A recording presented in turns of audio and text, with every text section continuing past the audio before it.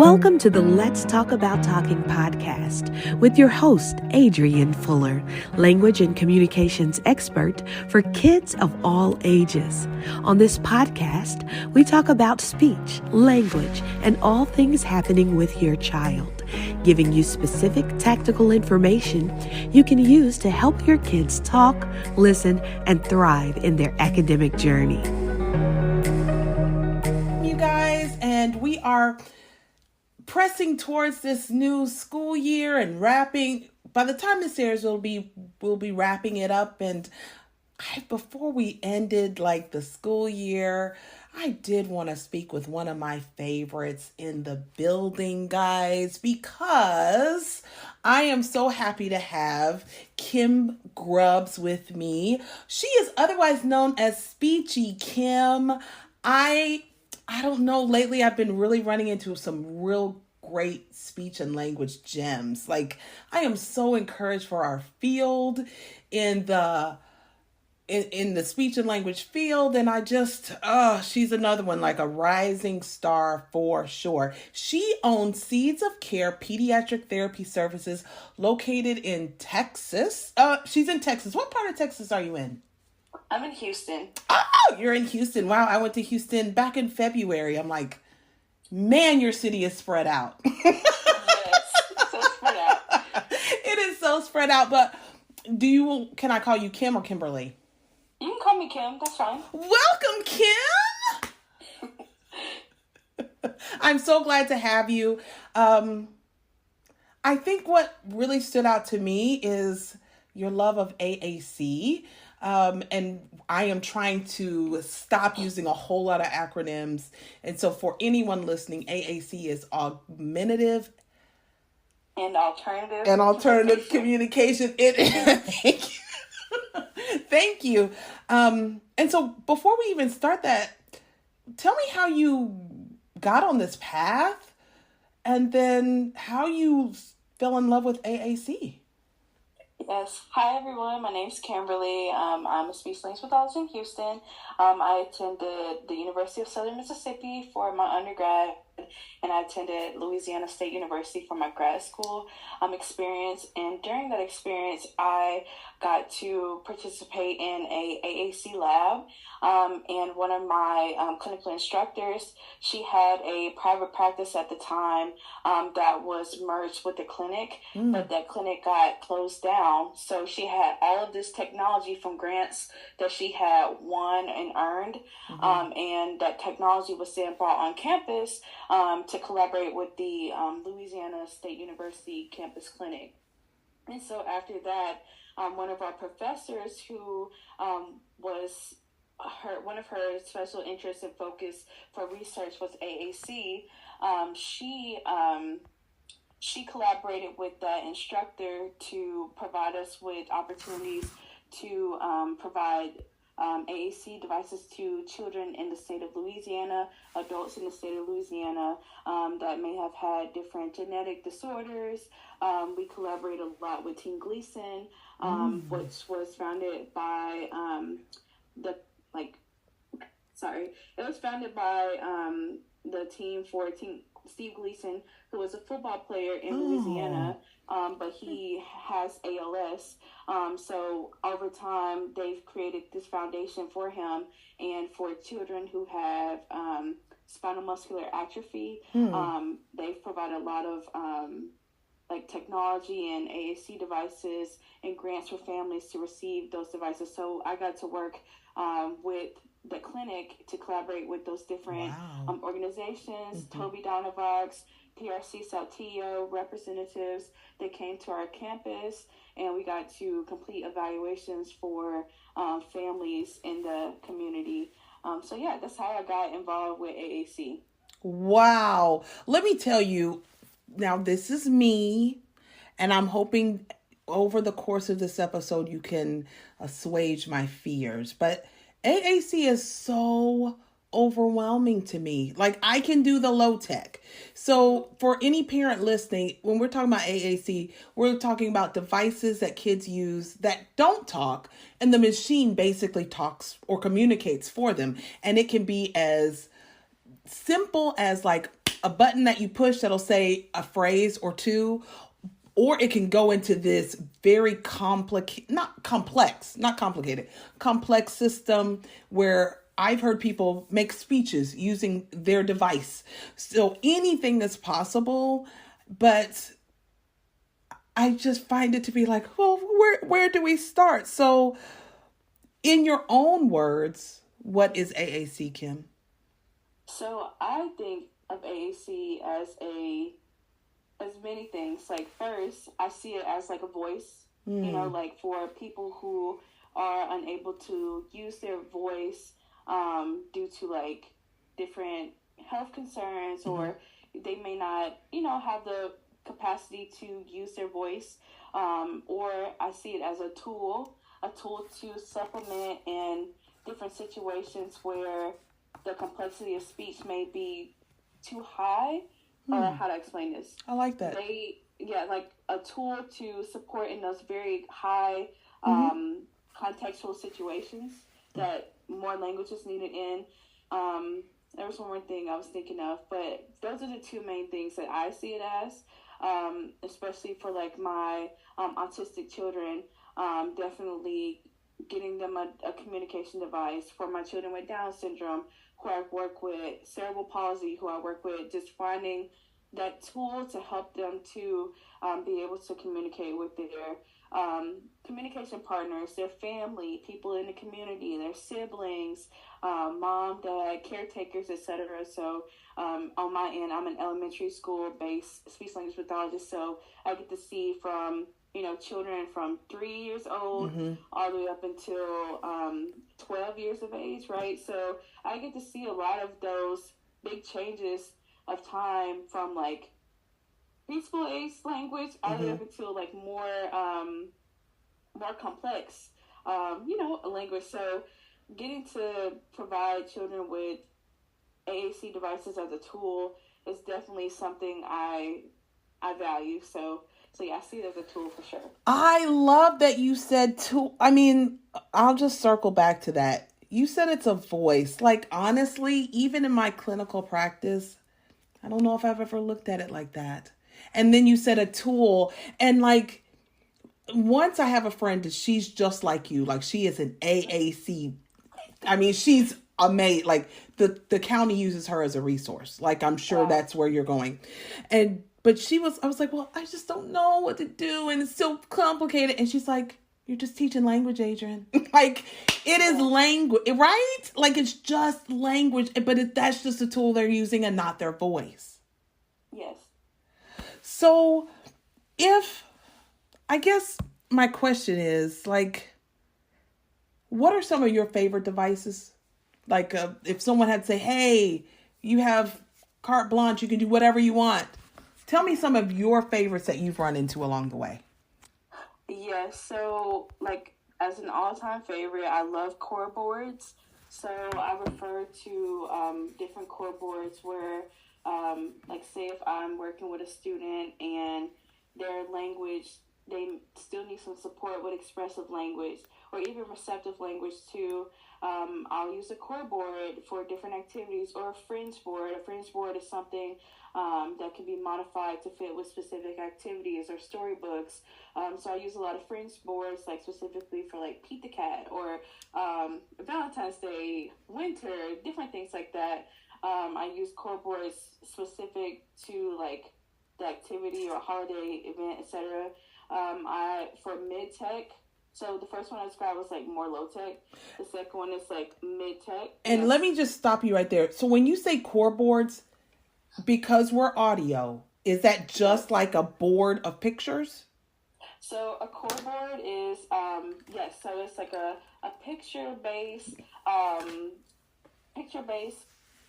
visual, sorry. No. But yes, it's a picture-based system, and there's different parts of speech.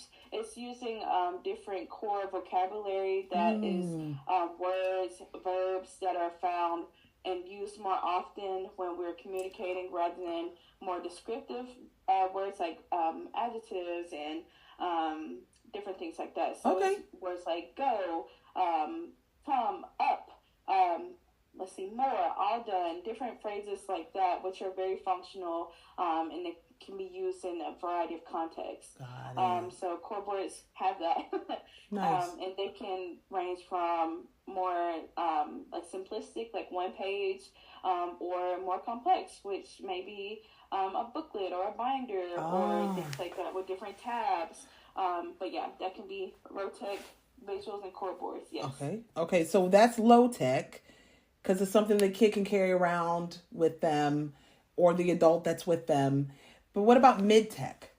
Yeah, so mid-tech, that's when we get into our devices like a GoTalk 9 or a GoTalk 12. So those are devices that they use some type of battery power, but they're not as sophisticated as like your more high-tech devices that have application-based software in them. So mid-tech is like more of like a device where you put batteries in it, you record your voice over it, there may be a grid, and you have to program each one individually, each row, each grid individually to use it. Okay, and so how about the very high tech? What would that look like? Yeah, so high tech, like in the school system, we use a lot of like iPads or tablets programmed with applications. So applications such as LAMP, which is one that's commonly known, or Touch Chat, or Polo Quote to Go, different apps like that, which are found in like the Apple Store, and you'll be able to buy it. And even if you don't are not getting a device through the school, you can buy it on your own, like the application. So those are more sophisticated ones you can use on the cell phone or on the iPad, or even like if you go through a specific company, like two well-known companies are PRC Saltillo and Tobii Dynavox, and they have their different range of devices, and you'll go through a trialing process and device selection with the representative, and it's very a wide range of complex devices with robust vocabulary. It can be complex, but this conversation is even making me feel more comfortable, and I hope even the listeners more comfortable with that. So we have low, mid tech, and high tech. Now, as far as cost goes, what are we talking about? Is this run through insurance? Is it private pay? Does the school pay for it? Yeah, so with low-tech devices, like the visuals and things like that, those can be easily found online. Like one I reference a lot is one by PRC Saltillo. This is not sponsored, but one I reference a lot is one. They have a lot of free resources on their website. So that's free. And the mid-tech devices, they're provided through my school district. We have access to some to provide to different teachers in our SPED classrooms, our life skill classrooms, etc., that need to, help support the children who may not have a actual device dedicated to them. Sorry, that's what I meant. But in the more sophisticated AAC devices, you can receive them in a school setting. We can complete evaluations to help them get one quicker, because the evaluation process can be 45 days or 30 days. So that's a quick process. That is quick. And then through insurance, it may be longer due to it being completed outside in a clinic or things like that. And so there may be revisions needed to the application, trials, different things. Your insurance may or may not approve the trials, etc. So it may be a lot of back and forth of like making edits and changes with the insurance company. But this is not to discourage anyone. If you do think that, you need a device and your doctor says, hey, we believe that, this child would benefit from a device, and the speech language pathologist they're working with says, hey, we know this child will benefit from this device, I would say definitely go through with that process. She brings up a real good point, you guys, all listeners, especially when you're dealing with insurance, guys. It's not easy or quick. But you do have to be, well, I encourage you to be that squeaky wheel for your kid. You have to be their advocate. And if there's something you really believe in, don't give up. Just press on, right? Yes. Yeah. Okay, so if I'm a newbie parent, I guess before I even ask that, is there an age that's too young to start with AAC? No, I've seen, not from my own experience, but I've seen as young as 2 years old, 3 years old being introduced to AAC. And with the new, like there's a neurodiversity movement going through our field right now, which Yes. I heavily support. Um, there's a phrase that you may have heard is known as presumed competence. And so that's despite whether the child's abilities or their age or their cognitive levels, etc. Presumed competence, that they will be able to use it, and always try to start with something more robust first. If you may not have access to it, yes, I would say go ahead and use core boards, mid-tech, etc. But yeah, if I was recommending it, it's never too young to start using AAC. Just start. Just try it. So did I hear you right? And you said start with something more robust, like more complex. Really? But that makes sense, right? Like even in articulation therapy, the research is showing when we start with the harder sounds, the child will sometimes or many times go back and get those easier, and I have that in air quotes, listeners, quicker. So are you saying it's the same thing with AAC? Yes, I say that a lot of the research has supported starting with a more robust language system will help the child's language to grow over time. Very interesting. Okay, that's awesome. Wow, like so many aha moments. Love that. So if you're a parent that's really overwhelmed with a child that's not yet speaking, what would you recommend that they do first? So I would definitely reach out to the speech language pathologist that that may be working with their child, and just saying, hey, while I was doing some research, I saw something about AAC, and can you tell me more about that? Can you tell me how this may, quite possibly benefit my child, and is there a way for me to try it? Okay. We always have to say this because there's always a parent who thinks, well, I want him to talk. I don't want a machine to talk for him. What do you say to parents that might be thinking that? And I can understand that. That's part of I don't want to say the grieving process, right? But I think that's a hard truth about situations like that, right? The parents, they want the best for their child, right? And it's hard, but I think that we as professionals, we have to support them and let them know, like, yes, I understand where you're coming from, but there's also been a great deal of research to support and show that children who may be minimally speaking or non-speaking, they can make progress with these, and it benefits children who may not have or let me reword, that may be minimally speaking or minimally verbal. The research has supported verbal growth and language growth, right? So I would just continue to show the research and just support them, because part of our job as well as speech language pathologists is that counseling piece too. So we're getting to use that in those moments, and especially not just for children, even for adults with ALS.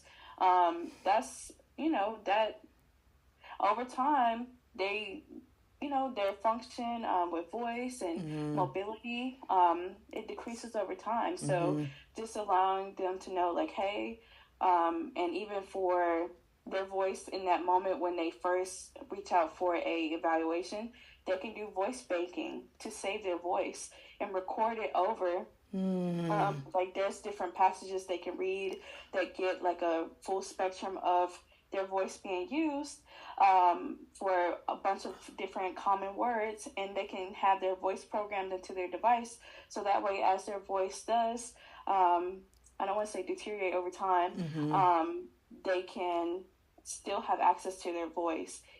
They may not be able to produce it themselves. They'll have their voice on a device for them. I hope that makes sense. So I would say, let me tell you why you see the crazy expression on my face. I have a dear friend who recently lost her husband to ALS. And so anytime I hear that, I'm thinking, wow, we could have, like, it would have been awesome to have that, what do you call it, voice banking?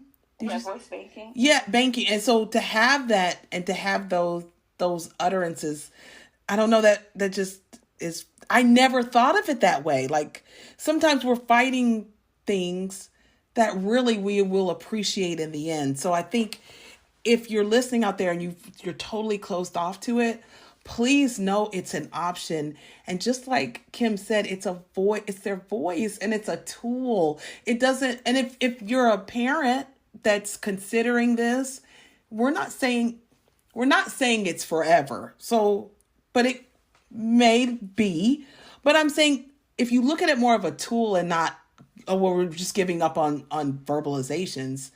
Like, I just feel like it's just an option. It's a great option. Yes, I agree. It's a great option for sure. So let's just we're going to wrap up in just a second, but can you talk to the therapists like myself, Speechie Kim, that are like, oh, I don't do it. I don't do AAC, but I don't think it's fair as, if we're in the schools, it's not really fair if our kids need it and we say, well, this intimidates me, I can't use it. So how can we, as therapists, prep ourselves to show up for our kids in this way? Yes, so I think overall we fear what we don't know. Ooh, right? Yeah. Ooh, she set a bar, guys.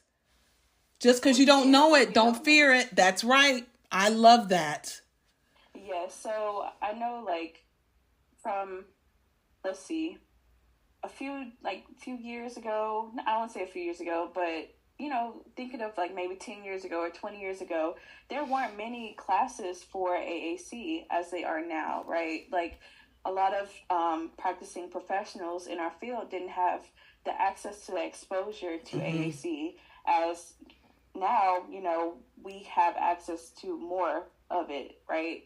So I think that, like, just as any other area in our field, right? Like, if we don't know something about it, and that's part of our evidence-based practice as well, right? Like, we look at the research. We look at, what are the latest studies. We look at what is the latest and best practice for different areas of our, scope of practice. So I think that as professionals, yes, we need to learn about it, right? So with the way that technology is changing and advancing, this is definitely a great, like I said, a tool to help, those who are minimally speaking, minimally verbal, etc. So I think that number one, first we do research. Two, looking for CEUs. So, like, there's different websites and different conferences. Like, for example, Practical AAC is one that comes to mind. There's a conference called ATIA. There's another conference called AAC in the Cloud, and that takes place during the summer. And just other different AAC CEUs, just looking at those and just continuing to build exposure, right? And if there's a child on your caseload or a patient on your caseload and you feel like you've exhausted, the tools to support this child and different techniques, or this adult, etc., it wouldn't hurt to consider AAC. So I just think that it's all about exposure, right? So the more you become exposed to it, the better you get at it. And it's a learning process. Like, it's okay to make mistakes in the process. Like, for example, when I'm modeling on an AAC device with my client, I might accidentally press the wrong word when I'm like literally 2 buttons over from the right word, right? And that's okay. I'll just say, oops, wrong word, and just keep and come back to the right word and follow the appropriate word and keep going. But like, in this process, it's okay to make mistakes, and and that's just how we learn. We learn by doing and just gaining more exposure. So for all therapists, I say, that are intimidated, just give it a try. Like, don't need to worry. Just try it out. Just do. Look at you, just do.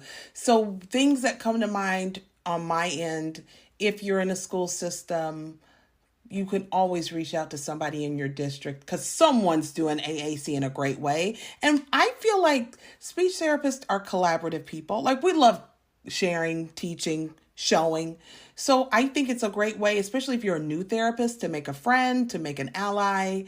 And also, guys, I'm going to point you back to the Speechie Kim Instagram page. It's really full of amazing content. So sometimes I find myself like just mindlessly scrolling, which is fine. No judgment on my part.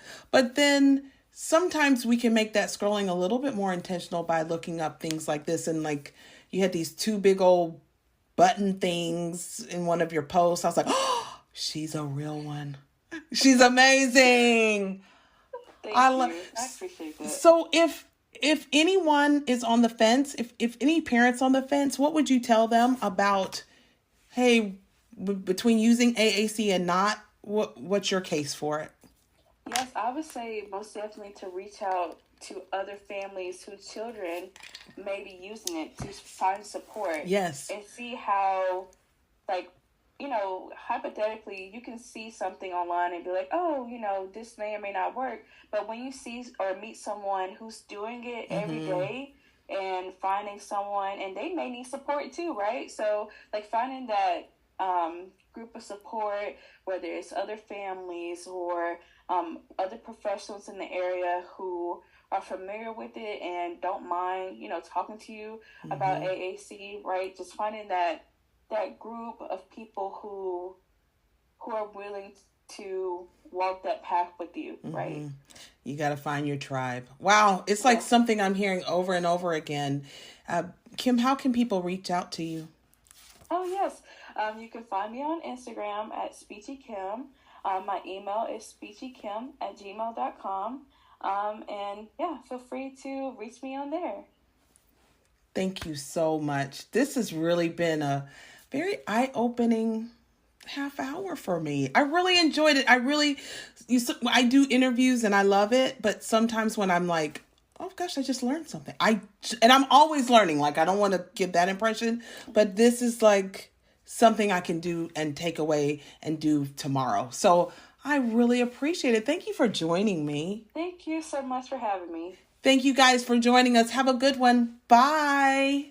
You've been listening to the Let's Talk About Talking podcast with your host, Adrienne Fuller, language and communications expert for kids of all ages. You can grab Adrienne's book, 30 Days to Get Your Toddler Talking, on Amazon or at speechbuilders.org.